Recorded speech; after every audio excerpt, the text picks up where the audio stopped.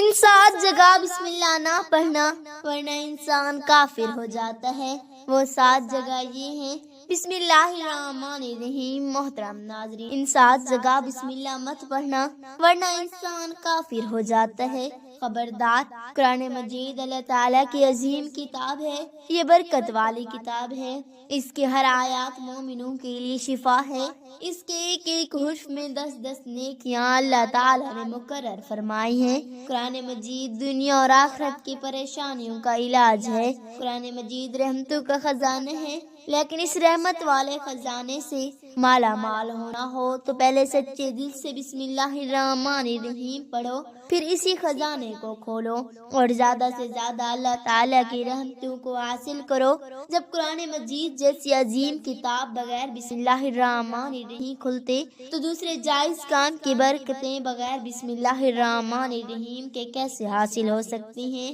حضرت عثمان بن عفان رضی اللہ تعالی عنہ نے رسول اللہ صلی اللہ علیہ وآلہ وسلم سے بسم اللہ کی نسبت سوال کیا تو آپ صلی اللہ علیہ وآلہ وسلم نے آیا، یہ اللہ تعالیٰ کا نام ہے، اللہ تعالیٰ کا بڑا نام ہے اور اس میں اس قدر نزدیک ہے جیسے آنکھ کی سیاہی اور سفیدی میں۔ حضرت جابر رضی اللہ تعالی عنہ فرماتے ہیں، جب یہ آیت مبارکہ اتری تو بادل مشرق کی طرف چھت گئے، ہوائیں ساکن ہو گئی، سمندر ٹھہر گیا، جانوروں نے کان لگا لیے، شیاطین پر آسمان سے شعلے گرے اور پروردگار عالم نے اپنی عزت و جلال کی قسم کھا کر فرمایا، جس چیز پر میرا یہ نام لیا جائے اس میں ضرور برکت ہوگی۔ ابن مسعود رضی اللہ تعالی عنہ فرماتے ہیں کہ جہنم کے 19 دروازوں سے جو بچنا چاہتا ہے وہ بسم اللہ الرحمن الرحیم پڑھے، اس کے بھی 19 حرف، ہر حرف سے فرشتے سے بچاؤ بن جائے گا۔ اسے ابن عطیہ نے بیان کیے ہیں،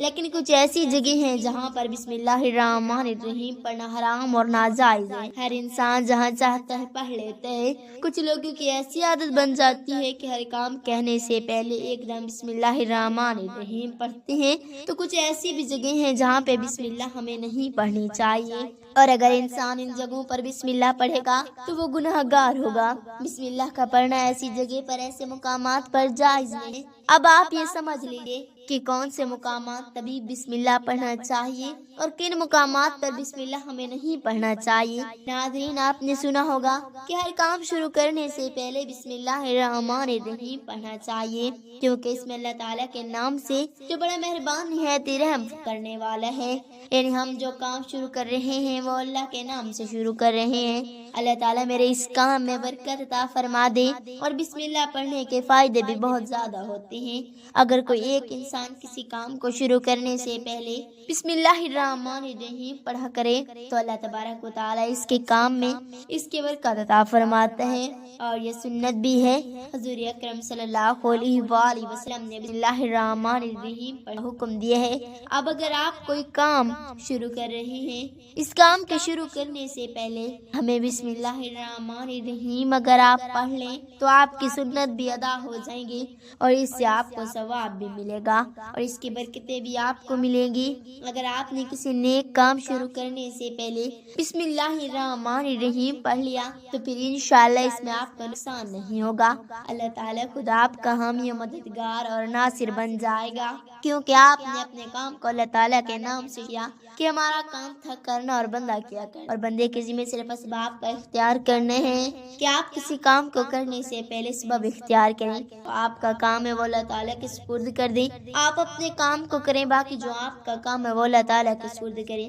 ایک مرتبہ ایک صحابی آیا کر عرض کرنے لگے، یا رسول اللہ صلی اللہ علیہ وآلہ وسلم، میں پریشان ہوں، ہمارے اونٹ کہیں کھو گئے ہیں۔ تو آپ صلی اللہ علیہ وآلہ وسلم نے ان کو یہ بتایا کہ اللہ تعالیٰ پہ بھروسہ کرو، اللہ تعالیٰ پہ بھروسہ ہی سب چیز ہے۔ یہ بولو کہ میں نے اللہ تعالیٰ پہ کر لیا، اللہ پاک کافی بہترین کارساز ہے۔ تو کچھ صحابہ کرام کہنے لگے، یا رسول اللہ صلی اللہ علیہ وآلہ وسلم، ہمیں اللہ تعالیٰ کی ذات پر بھروسہ ہے، کیا ہم اپنے اونٹوں کو ایسے ہی چھوڑ دیں؟ اگر ہماری قسمت میں ہوں گی تو ہمارے اونٹ واپس آ جائیں گے، اور مقدر میں نہیں ہوں گے تو چلے جائیں گے، ہم یہ اللہ تعالیٰ کی ذات پر بھروسہ ہے۔ تو آپ صلی اللہ علیہ وسلم نے فرمایا کہ نہیں، پہلے اپنے منہ کو باندھ دو، پھر اللہ تعالیٰ کی ذات پر یقین کرو، پھر اللہ تعالیٰ کی ذات پر بھروسہ کرو، یعنی ہمارے ذمہ جو کام ہے وہ ہمارے اوپر کرنا لازم ہے۔ اسباب کا انکار کرنے والا جہنمی ہوتا ہے، اسباب کا انسان انکار کر نہیں سکتا کہ نہیں ہم تو ہاتھ یاد رکھ کے بیٹھ جائیں گے،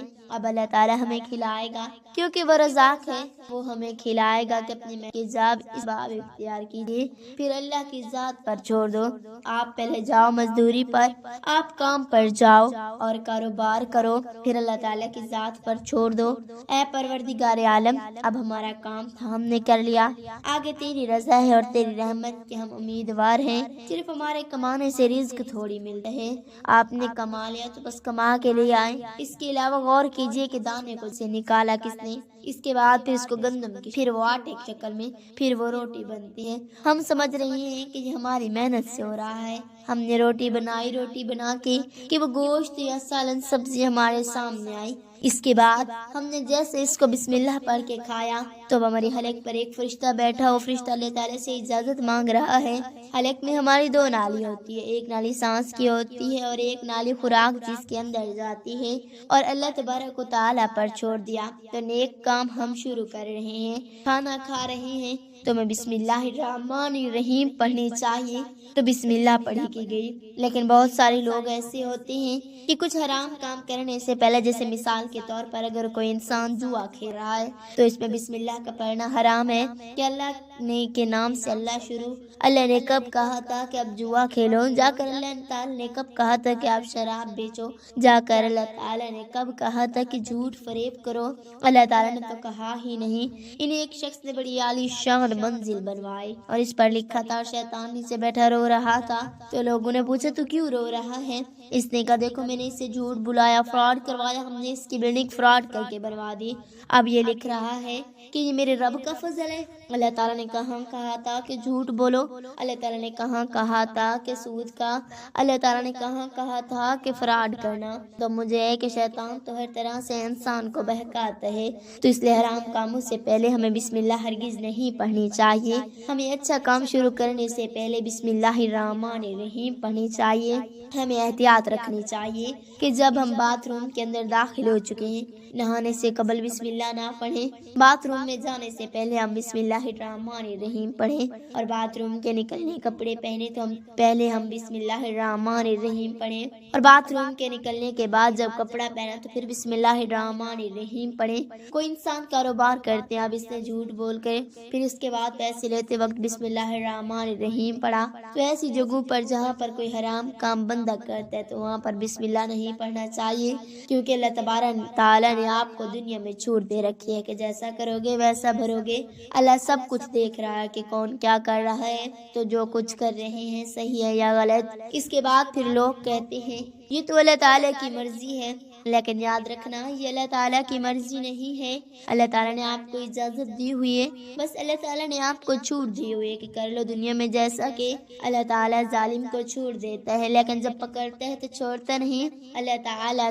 کی پکڑ بڑی سخت ہے، تو دنیا میں اللہ تعالیٰ دیکھ رہا ہے، مرضی نہیں پٹ گناہ کرو، لیکن اللہ نے بس آپ کو اجازت دی ہوگی، دیکھو کتنا کرو گے، ایک دن آؤ گے میرے پاس آؤ گے تب ہم فیصلہ کریں گے، مالک اور یوم الدین انصاف کے دن کا حاکم تو اللہ تعالیٰ کی رفیعت سمجھیے۔ ہمیں سمجھنا چاہیے کہ کون سے کام ہمیں کب کرنے چاہیے، اور سنت رسول صلی اللہ علیہ وسلم پر ہم عمل کر رہے ہیں تو اللہ تعالیٰ ہمیں کامیاب کر دے گا، دنیا میں بھی اور آخرت میں بھی انشاءاللہ۔ حضرت معاذ بن جبل رضی اللہ تعالی عنہ روایات کرتے ہیں، ایک مرتبہ رسول خدا صلی اللہ تعالی علیہ وسلم کی سواری کے پیچھے بیٹھنے کا شرف ملا، آپ نے ارشاد فرمایا اے معاذ، اللہ تعالیٰ کے ہاں محبوب سب سے زیادہ کون ہے؟ اور بندوں کہا کر اب تعالیٰ پر کس عمل کے ذریعے بنتا ہے؟ میں نے عرض کیا اللہ اور اس کے نبی صلی اللہ علیہ وسلم سب سے زیادہ جانتے ہیں۔ آپ نے ارشاد فرمایا کوئی بندہ یہ عمل عمل کرتا ہے